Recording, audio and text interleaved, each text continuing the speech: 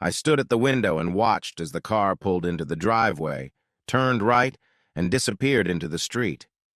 I wondered why I wasn't more upset. I had just watched 10 years of my life go away. Wasn't I supposed to feel something? Wasn't there supposed to be something other than a shrug and, well, I guess I should go take care of this dripping faucet? Turning around and heading for the kitchen, I replayed the events of the last half hour in my head. Upon returning from work, I found my wife Peggy sitting at the kitchen table with a full glass of wine. I knew something was wrong as soon as I saw her. First, she was home before me, whereas she usually didn't get home from work until a half hour to an hour after me. Secondly, there was nothing on the stove. And finally, a glass of wine. Peg rarely drank. No sooner had I entered the room than she asked me to sit down, and she had something to say. I got a beer out of the refrigerator and sat down across from her. "Rob, I know you see this. Something unsynchronized has happened between us in the last 6 months. I have no idea why we're drifting apart. I don't know if it has anything to do with me or you, but something is wrong. I tried to talk about it, but all I heard was that we're just going through a rough time and things will get better. I've decided that we need to break up. I'm not talking about divorce, just separation for a while. I think I need some space, Rob. I need to get away and look at my life and figure out what's causing the breakup between us. You can think about it, too." "Come on, Peg, it's not that bad. Sure, we have some problems. You can't have a marriage without them. But two people can't solve problems if they're away from each other and not talking. Talking isn't going to help, Rob. You only see one problem in our marriage. According to you, our only problem is that we don't make love. Your solution to the problem is for me to get naked and let you do whatever you want to me. As far as I'm concerned, there's more to it than that. We don't make love anymore because I don't want to. We don't snuggle together anymore because I don't want you to touch me, and I don't know why I don't want you to touch me. I still love you. I love you as much as I did the day we got married, but something is wrong, and I don't know what it is. I need some space, Rob. I need to be alone to figure it out. So you want to throw 10 years of marriage out the window?" "No, Rob. I just think we need some time apart. I've already packed my stuff in the car. I'll stay with my sister until I find a place of my own. I'll call you once a week to keep in touch." She got up and said, "I have to go. I told Mary I'd be there by 7. She turned and left without even kissing me goodbye, and that in itself told me everything. It didn't take long for word to spread that Peggy and I had broken up. Most of our friends sympathized with me and tried their best to cheer me up. Peggy would call me once a week and ask how I was feeling, and I'd say I was doing fine, and then I'd ask how she was feeling, and she'd say she was fine. Then I'd ask her if she was ready to come home, and she'd say not yet. Peg had been gone for 6 weeks when I started hearing disturbing things, like she had a boyfriend. I didn't want to believe it. I wanted to believe that it was just like she said, that she just needed some time alone to get her thoughts in order, and then she'd come home. I kept hearing different things, so I decided to check out the rumors. I would find out where Peg was staying, do a little investigation, and put an end to the rumors. But no one could tell me where she was staying, either couldn't or wouldn't, and I started to think that something about the situation stunk to high heaven. I had dinner with my friend Tom and his wife Tanya, voiced my concerns, and let slip that I was going to hire a private investigator to find Peg and either confirm or deny the rumors. I saw Tom look at Tanya, and she gave him a slight nod. "Save your money, Rob," Tom said. "The rumors are true. Most people who know you are in the know but won't tell." "What's that?" "That Peggy left you to live with Adam White." "Adam White? Who the hell is Adam White? I've never heard of him." "He works with Peggy. And she just left me to live with him? That doesn't make any sense. If she was going to do that, why didn't she just divorce me? What's all this nonsense about separation?" "Rob, you know Peg. She plans, makes backup plans, and then makes plans in case the backup plan doesn't work out. She's been dating White for almost a year, and I assume she's organized it so she can go home if life with White doesn't work out. And everyone knows it, but no one told me? My goodness, what a wonderful group of friends I have." I stood up, threw my napkin in the middle of the table, and said, "I'll walk myself," and walked out. On the way home, I thought about what I had just learned.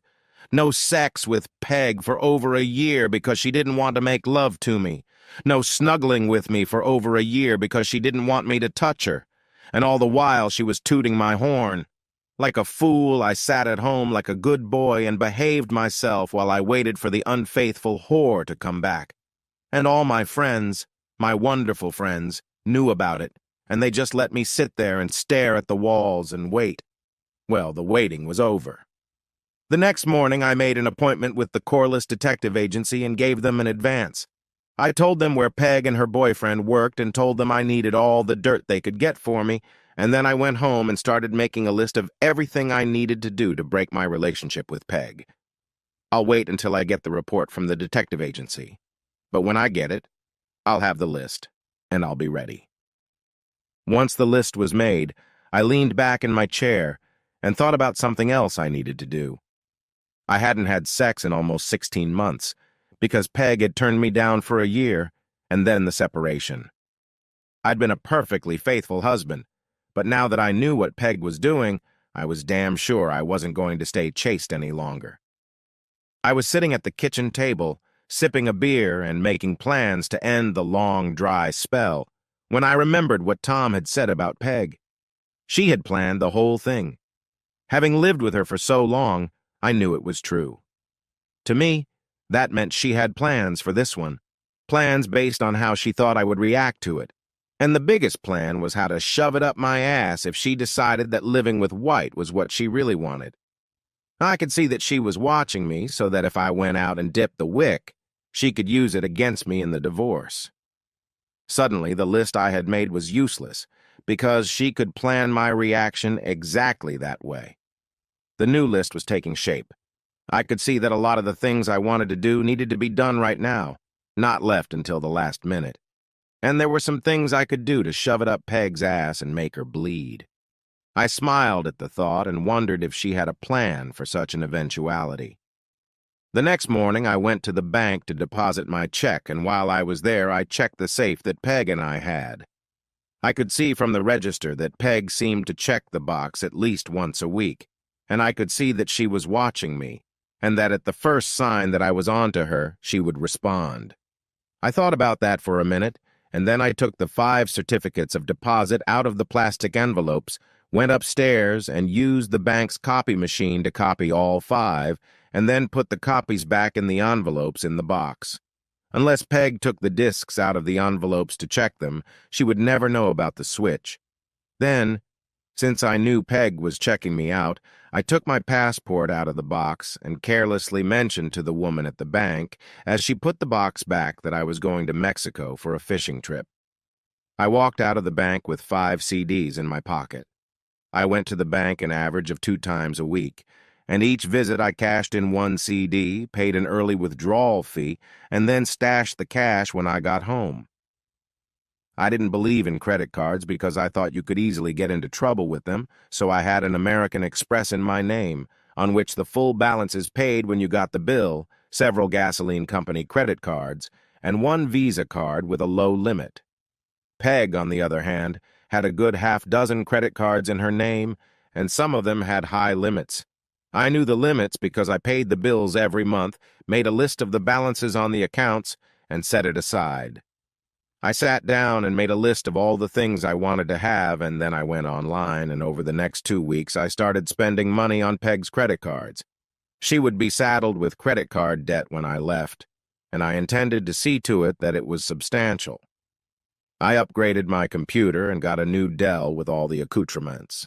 I bought a Remington 700 on eBay and a whole bunch of other stuff like a digital camera and a modern phone that did everything but make scrambled eggs. The house belonged to Peg. It had been left to her by her parents, so I had no rights to it, but we used it as collateral for an open line of credit when we put in the pool and hot tub, and both of our signatures were on the account. We paid off everything we borrowed, but the line of credit was still open. If I timed it right, I could draw the line before she realized what I was doing. I used to wonder why, When she decided we needed a trial separation, she packed up and left me in her house instead of asking me to leave. Now I knew. If I was in the house, I was obviously waiting for her return. I was seeing the separation as something temporary from her point of view. Then I closed my 401k at work, paid my fine, and then put the money away. Then I leaned back in my chair and waited for the private investigator's report. The only thing I couldn't figure out was how to discreetly complete it. I couldn't have anyone watching my search. I decided that on weekends I would have to get out of town for fishing. She knew I liked to fish and that I did it often, and she knew from the catches I brought home that I did go fishing, so I doubted she would pay a private investigator to follow me. She doesn't need to get too carried away, right? After all, wasn't I a fool? Hadn't she been messing with my head for over a year? It was Friday, and I was just about to leave work when I got a call from Tanya asking me to stop by their place on the way. I tried to refuse, but she told me it was very important, so I said I would come over. When I walked in, she let me in and led me into the living room where I found Tom sitting in a soft armchair. He stood up and extended his hand to me. I shook it, and then he motioned for me to sit down and make myself comfortable while he got me a beer. Tanya needs to talk to you, Rob, and you need to know that I agree 100% with what she's going to say. He left the room and headed for the kitchen, and I looked questioningly at Tanya, and she said, "You're going to need some beer." Tom came back and handed me a Bud Light and said, "I've got some things to do, and I probably won't be back until midnight. I'll see you later." And he headed for the front door, and I heard it open and then close behind him. The door closing was the signal for Tanya to start talking. "Rob, you hurt us when you ran away from us the night you were here for dinner." I started to say something, but she held up her hand and said, "Let me finish. You were right, but it still hurt. In our defense, all I can say is that we really like you and we didn't mean to hurt you. It's made a little more complicated by the fact that Peg and I are friends too, and we were hoping she would get her act together and come home to you where she belongs. We know you love her, or at least you did, but we didn't know if that was enough for you to forgive her, so we kept quiet. If you were together again, you wouldn't need to worry about forgiveness and forgetting. That's our apology. But it's only part of why Tom and I wanted you to stop by. We know you, Rob, and we know what kind of guy you are. You wouldn't cheat on your wife like you wouldn't rob a bank. How long has it been since you last had sex?" The question caught me off guard. For the first time, I noticed how Tanya was dressed. A deep-cut blouse that showed off ample cleavage, a short skirt and high heels that showed off marvelous legs, and friend or no friend, I couldn't help but get a boner. Then I remembered Tom's comment, "I'm 100% on board," and I had an idea where things were going. In a muffled voice, I said it's been a year and a half. She leaned toward me, and I peeked under her blouse as she said hoarsely, "I'd like to change that, Rob. Tom is my friend, Tanya. I can't do this to him." I started to get up, but she grabbed my arm and pulled me down. "Tom's fine with it, Rob. That's why he left, to give us some alone time. It's not a pity fuck or a mercy fuck, Rob. Tom and I have been discussing this for months. You have what we need, so hopefully I can help you and you can help us." "I don't understand. Honestly, Rob, Tom is infertile and we want a baby. We want you to give it to me." I was stunned. I sat there staring at her in a daze. When I finally found my voice, I said, "You just said you know I'm not cheating on Peg." "Yes," she said, putting her hand on the lump on my pants. "But that was before you knew what Peg was doing. Now you know you're free from your vows to her." "But why me?" "We want it to be someone we know, not some anonymous sperm donor. We also want the father to be a part of the baby's life. You'll be the godfather and you'll always be there for him, like Uncle Rob." "That doesn't make any sense, Tanya." "It does make sense. What if something happens to me and Tom? Who better to take care of the baby than Uncle Rob? On the other hand, God forbid the baby needs a liver transplant or something. And even if we did, would he help? If we were on a waiting list, how long would we have to wait to find a donor who was a match? No, Rob, we've thought this through. We want you to be part of our family. On the other hand, you're not going to tell me you don't find me sexy, are you? She squeezed the hard lump in my pants and said, "That speaks volumes about your reaction." And then she knelt down in front of me and pulled my zipper down. There are advantages to being the father of my child, Rob. We'll have to make love many, many times to make sure I get pregnant. I won't limit you to the days when I'm most fertile. In fact, I won't even tell you when they are. It could take weeks, Rob. Weeks and weeks.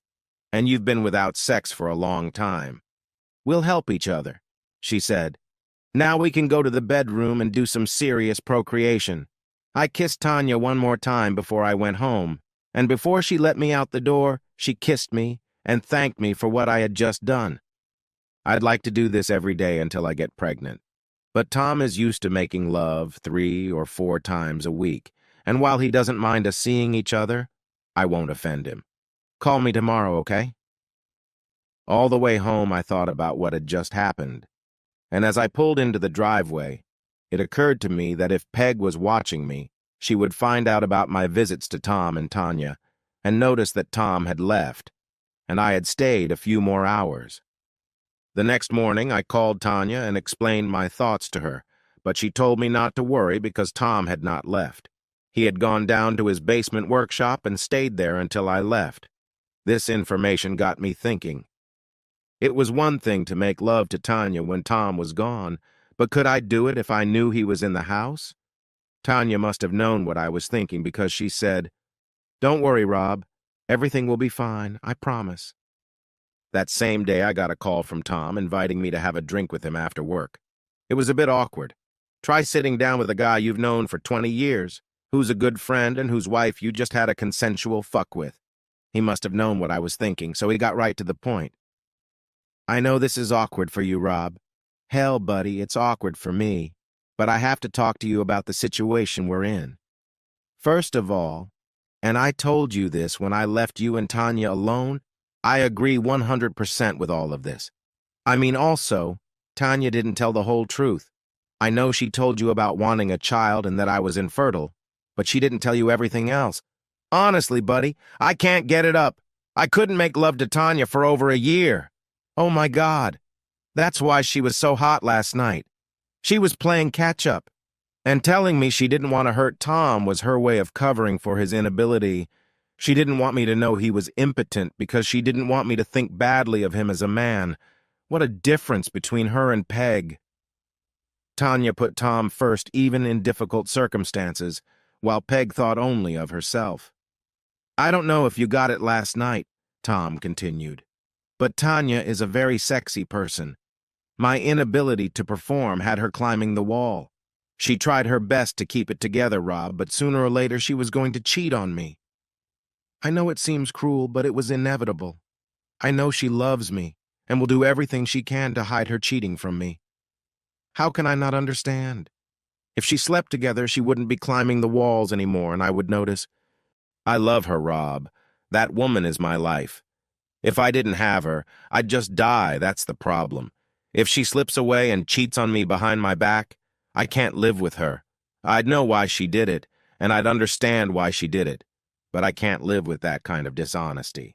The only solution, at least as far as I could see, was to do it openly.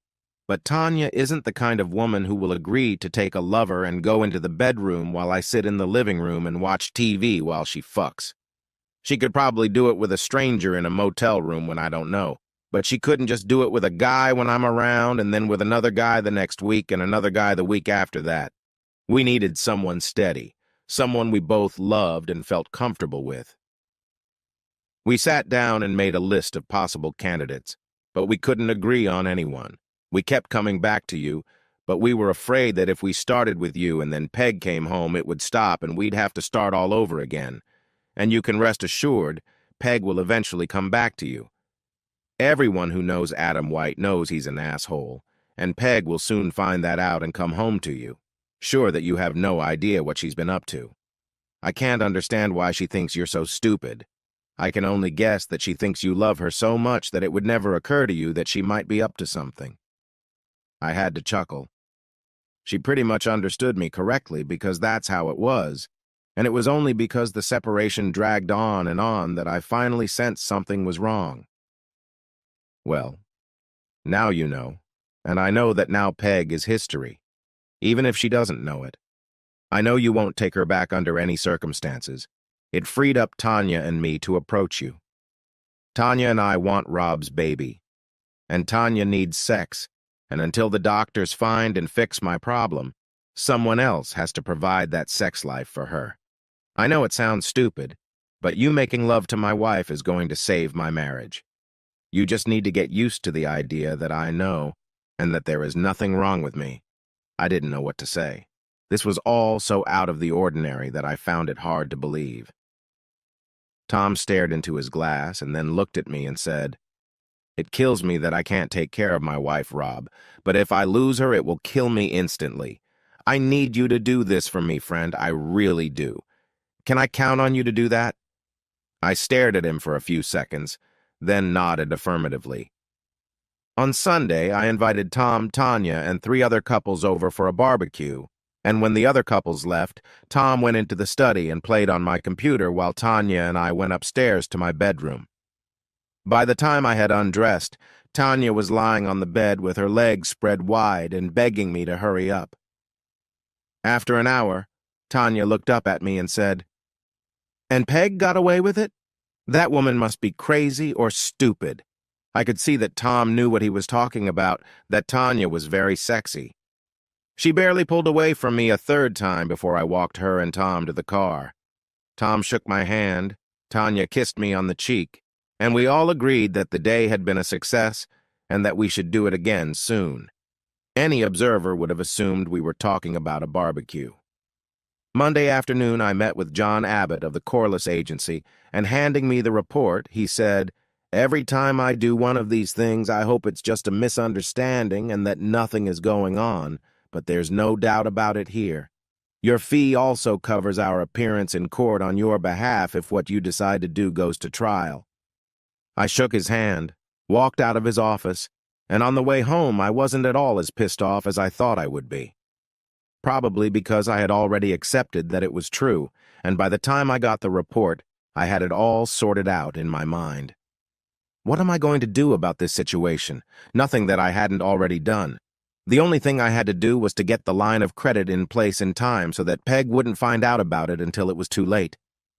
I'll meet with a lawyer and get the paperwork done, but I won't file it until I'm ready. For the next 5 weeks, we met with Tom and Tanya 3 or 4 times a week, either at their place or mine. They started a rumor that I was going through a rough patch and that they were spending time with me trying to cheer me up. Peg called me every week, but I stopped asking how she was feeling and when she was coming home. Finally, I'd had enough. I wrote checks on the line of credit, and as soon as they ran out, I found an apartment, moved out of the house, and served Peg with divorce papers. Instead of adultery, they cited irreconcilable differences. I did this so that Peg wouldn't know I knew about White. She'll see it as my way of encouraging her to decide to come home. She'll call me, write some nonsense about me overreacting, and then probably suggest we meet somewhere for drinks and dinner, where she'll try to calm me down and talk some sense into me. I'll agree to meet her, listen to her, and then tell her I'll think about it. That will give me a few days to clear my line of credit and clear my checking and savings accounts. It went exactly as I had envisioned. First, she called me and told me I was being unreasonable, that there was no need to get lawyers involved. I told her I was tired of the neither fish nor fowl situation. "You don't want to be with me, so it's time for me to accept that and move on." I agreed to meet her at Angelo's. It was the first time I'd seen her since she left me, and she looked good. I would miss her. Thunderstrike me, I really do, because it was obvious to me that I still loved her, but even if she came back to me, I knew I could never live with her again. But I didn't tell her that.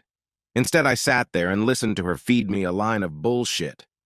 She's been seeing a shrink, and that shrink has been helping Peg understand blah, blah, blah, and Peg is making good progress, and all she needs is a little more time. I know this is hard for you, baby, but it's hard for me too. Please, baby, just give me a little more time. I said I would think about it and let her know. I waited 2 days and then called my attorney and told him it was time to move on to step 2.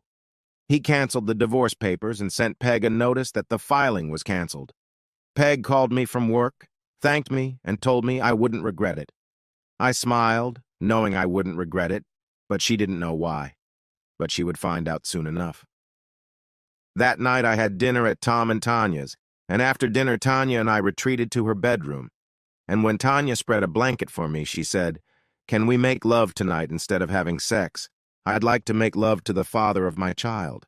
Are you sure?" Positive. The home test showed me on Tuesday, and the doctor confirmed it this afternoon. You're going to be a daddy. We only did it once that night, but it was a long, slow, and very enjoyable session. When it was over, I told her that I probably wouldn't see her again soon. I'm going to finish this farce with Peg and White this week, and I may have to go out of town for a while. Don't do anything too drastic, love. I need my baby's father around. This must be about Tom. You need to start thinking like that. You know what I mean, lover. Just because I got you doesn't mean I don't need you anymore.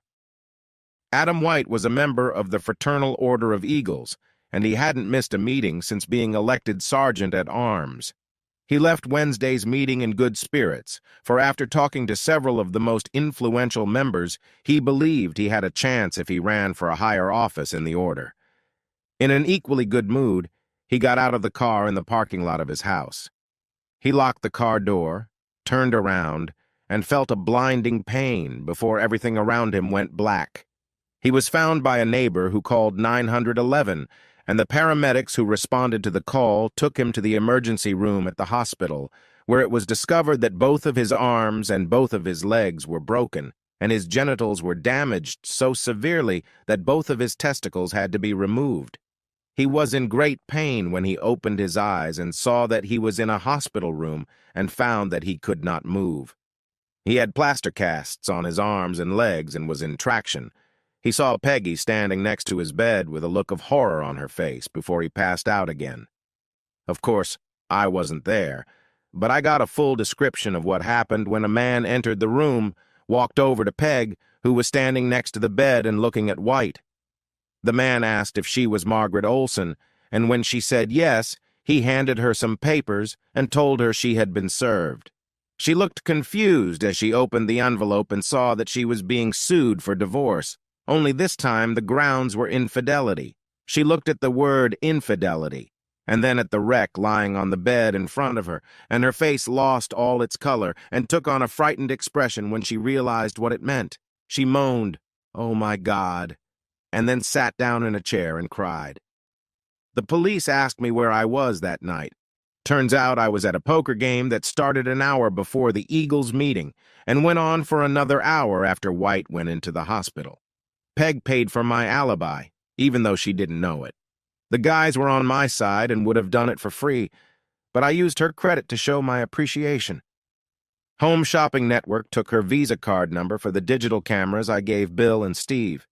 eBay took her MasterCard for the laptop I gave Mike and the 19-inch flat panel monitor I gave Phil. It even paid for the aluminum baseball bat. I took a 2-month vacation. When the police were satisfied that I had nothing to do with White's misfortune, I went fishing in Mexico. Before I left, I told my lawyer not to push for a divorce, but to just leave things as they were until Peg started fighting back, then quit. We would stay married, but I would have nothing to do with her. I called Tom and Tanya once a week to see how things were going, and they told me that Peg was back in the house. And as far as I could tell, true love must not have been in Peg and White's equation because she never went back to him after the day she was served next to his hospital bed. The credit card bills started coming in, and she must have discovered that the savings and checking accounts were empty, the line of credit was tied up, and the CDs in the safe deposit box were fake because Peg was desperate to find me, and no one could tell her where I was. My boss, who knew the whole story, told her I was gone. He told her I just showed up one day, told her I was leaving, and asked for my check. Basically, he made her believe I left without warning. He didn't tell her that, but he made her believe it. After calling my attorney and demanding that he set up an appointment with me, she found out that I had dropped the divorce proceedings, paid him off, and that he no longer represented me. She had no choice. 4 months after I left to go fishing, she declared bankruptcy. She eventually lost her house and had to ditch her Lexus and start driving a used Geo. When I got back from Mexico, I rented an apartment on the other side of town and tried to stay away from places where she could see me. Tanya was 5 months pregnant and looking even hotter than before, and we picked up where we left off. This time, we didn't have to worry about whether anyone was watching me, and 2 or 3 times a week she slept over at my place, or I at hers. Peg found out about my return 2 months later, and one day when I came home from work, I found her waiting for me in the parking lot. She got out of her car and headed toward me, but I ignored her, got into my car, and drove out of the parking lot. In my rearview mirror, I saw her rushing to her car and slowed down so she could keep me in sight. I would talk to her, but not in the parking lot at work. I drove so she could easily follow me, and about 10 minutes later pulled into the parking lot at Bud's Grill Bar. When she parked, I was already inside and sitting at the bar ordering a Bud Light.